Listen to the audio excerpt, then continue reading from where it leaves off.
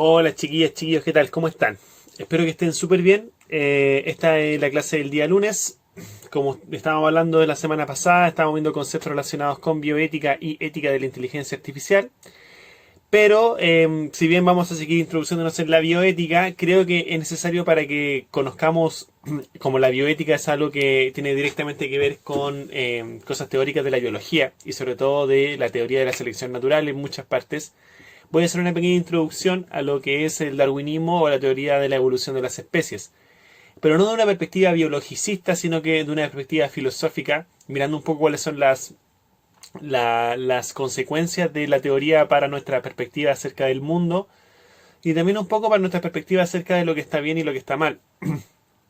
Es por eso que vamos a hablar un poco acerca de eso en hoy y ya la próxima semana vamos a profundizar en algunas controversias de la bioética. Bueno, para empezar vamos a entrar a definir lo que es la evolución. Charles Darwin fue un biólogo y un antropólogo del siglo XVIII, XVIII-XIX, que estuvo en una famosa expedición acá en el canal Beagle, que se supone que fue su gran iluminación por la que pudo darle concreción y no es que se le haya ocurrido en ese momento la teoría de la evolución de las especies, pero sí obtuvo algunas pistas tanto en muestras de fauna y flora que permitieron que él le diera mayor consistencia a esto que ella pensaba. De hecho, la teoría de la evolución de las especies es lo controvertido porque se dice, si bien se acuña a Charles Darwin de que él fue el que por lo menos la hizo famosa, el creador o uno también de los que escribió acerca de la evolución de las especies fue un hombre llamado de apellido Wallace, que en este momento no me acuerdo del nombre, pero que él creo que fue en términos concretos el primero que escribió un ensayo o un paper acerca de lo que sería un proceso de selección natural y de evolución de las especies.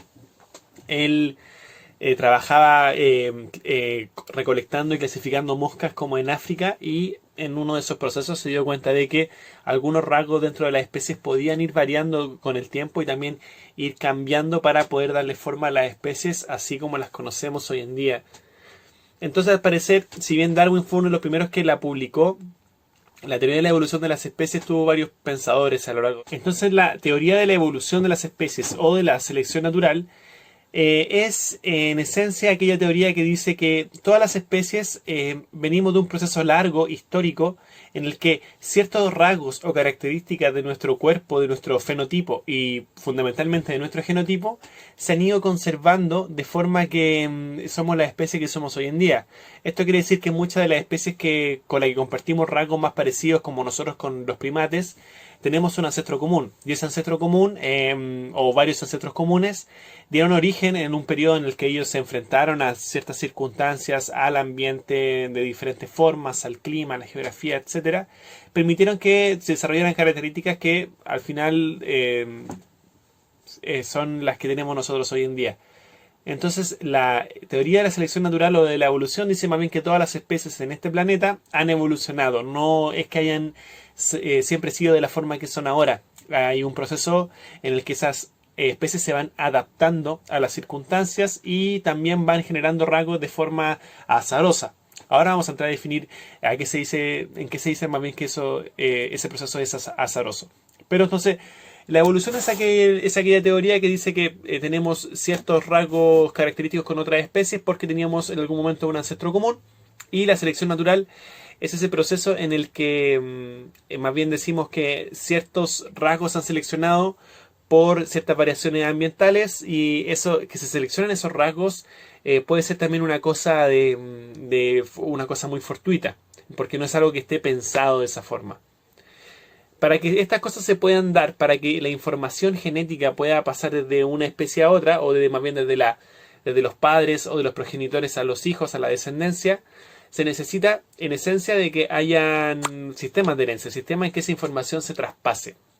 Las teorías acerca de la herencia biológica o de la herencia que se conoce como información que se puede heredar, postula que hay por lo menos 4 sistemas de herencia. Estos sistemas son un sistema, primero que todo, genético, en el que se traspasa la cadena de proteína que conocemos como ADN. Entonces esa información que está contenida en el ADN pasa a nuestros descendientes, de forma que cierto rango de posibilidades de cosas que pueden pasar ya están contenidas en el ADN.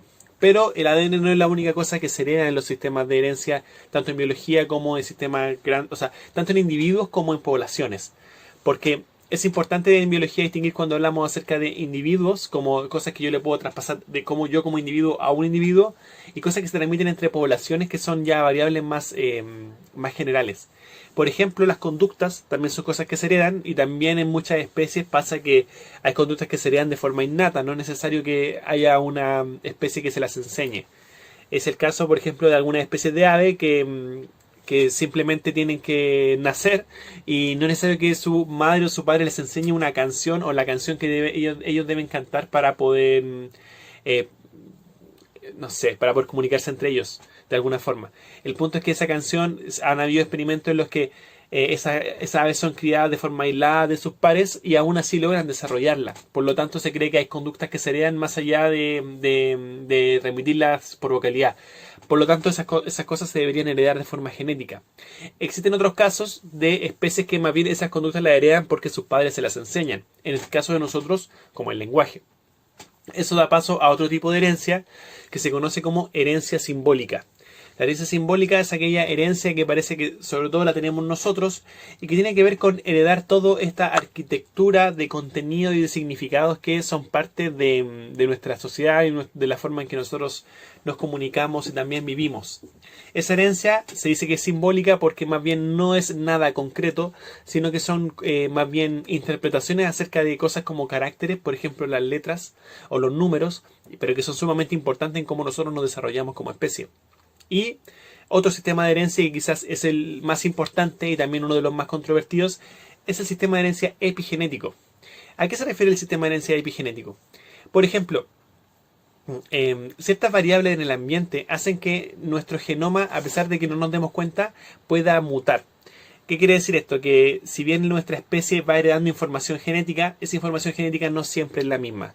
Y lo que hace esa diferencia, o una de las cosas que hace esa diferencia, es la capacidad que tiene el ambiente de incidir en nuestro fenotipo. ¿Eso qué quiere decir? Eso quiere decir que, por ejemplo, ante ciertas variables ambientales, si nuestra especie pasara de generación en generación, es posible que fuera desarrollando características más acordes a las variables ambientales que están en el ambiente.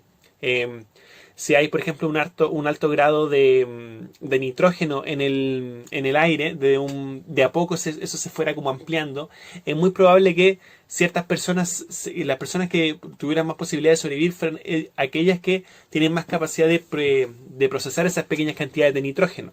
Y así esa parte de la población se va seleccionando de forma azarosa, pero manteniendo esa característica que permite que después esa población crezca. Entonces ya después seríamos una especie capaz de respirar nitrógeno en pequeñas cantidades. Por ejemplo, eso que antes no podíamos hacer y que después como especie lo conseguimos, se conocen como variables epigenéticas, porque son cosas que están afuera de la genética, de ahí viene la palabra epi, afuera de la genética, y que inciden directamente en nuestro genoma, de forma que esa información se va guardando para que después en futuras descendencias se pueda aprovechar de alguna forma. Eso no quiere decir que necesariamente va a haber un rasgo, no es como que si vivimos todo el tiempo debajo de la tierra, de repente vamos a ser capaces de ver en la oscuridad. Eso es azaroso, porque no necesariamente la información del ambiente que pasa en nuestro genoma resulta en características para poder enfrentar ese tipo de medio ambiente, sino que más bien esa información se guarda y de alguna forma azarosa incide en nuestra futura descendencia. Entonces, eso por parte de los sistemas de herencia. En resumen hay 4. Entonces, genético, epigenético, conductual y simbólico. Para definir o para terminar, vamos a definir quizás una de las cosas más controvertidas dentro de la teoría de Darwin, que es el aspecto azaroso que les dije en delante, porque en general tenemos una especie de malentendido cuando definimos azar. En general entendemos azar como suerte, pero el azar no siempre es suerte, porque cuando nosotros hablamos de suerte en general, cuando a alguien le sale el varial con el skate, ¡ay, tuviste suerte porque nunca te sale! Esa suerte queremos decir que hay caos y que uno es incapaz de predecir el caos. Eso quiere decir que más bien por mucho que nosotros conozcamos todas las variables, siempre hay algo que se nos va a escapar y entonces, sin intención de poder generar algo, sin la voluntad de querer hacerlo, eso pasa. Eso tiene un lugar. Eso es suerte. Es la suerte de simplemente que el caos funcione para mí, de alguna forma. Porque yo no lo dije que... Yo no tenía la intención de que eso pasara, ni hice ninguna conducta o comportamiento que incidiera en variables que pudieran favorecer ese resultado. Simplemente el caos detonó en que me pasara algo que a mí me parece efectivo. Por ejemplo, encontrarme dinero en la calle. Y eso, si yo me encuentro una luca en la calle, suerte. ¿Por qué? Porque el caos del universo funcionó de forma que a mí me dio una ventaja. Eso es una forma de concebir el azar. Pero hay otra forma de concebir el azar que tiene que ver con la incapacidad de predecir las cosas, no porque no haya lógica, no porque necesariamente el caos sea total, sino simplemente porque somos ignorantes y no podemos ver todas las cosas que están ocurriendo en el universo y no tenemos certeza de todas las variables que se determinan en el mundo, por ejemplo, en términos biológicos, físicos y químicos. Entonces, en el caso cuando decimos que la evolución es azarosa, lo que queremos decir es que los procesos por los cuales los rasgos son seleccionados así como son seleccionados, para nosotros son desconocidos. Es decir, el hecho de que nosotros tengamos 5 dedos en las manos y no 6 es azaroso porque en el fondo no hay ninguna voluntad o conciencia que diga ahora esta especie va a tener 5 dedos. No, solamente hay ciertos rasgos que nacen en las poblaciones y que esos rasgos, dado el ambiente y su capacidad de sobrevivir ante la adversidad, van a prevalecer en la Tierra. Y eso hace que al prevalecer sean seleccionados porque fueron seleccionados por el hecho de que pudieron sobrevivir. Es así de simple. Si el día de mañana una parte de nuestra población de repente tuviera una mutación en la que empiezan a respirar menos oxígeno y más silicio, esa población lo más seguro es que vaya a morir porque no tiene ninguna utilidad dentro del medio ambiente en el que nosotros nos movemos, que es casi puro oxígeno. ¿Y eso significa que ellos mutaron para morir? No, significa que la selección natural simplemente hizo que seleccionó un rasgo que al azar, y ese rasgo al azar que seleccionó resultó en la muerte de esa población. Todo lo contrario, por ejemplo, si hubieran mutado para poder seleccionar para poder respirar, cantidades más amplias de dióxido de carbono, que es algo que es muy abundante en nuestra atmósfera, ellos en cambio tendrían una mejor capacidad pulmonar y mucho mejor que nosotros porque podrían obtener nutrientes de aquello que a nosotros nos intoxica. Entonces, por ejemplo, el hecho de que se seleccionen esas capacidades es azarosa. Ahora, eso es que cualquier cosa puede pasar, o sea, el día de mañana podemos los seres humanos tener 3 brazos. Digamos que hay un campo de posibilidades con sentido en el que hay cosas que se pueden permitir. Quizás podemos tener un dedo menos, un dedo más, pero es imposible que nos crezcan alas.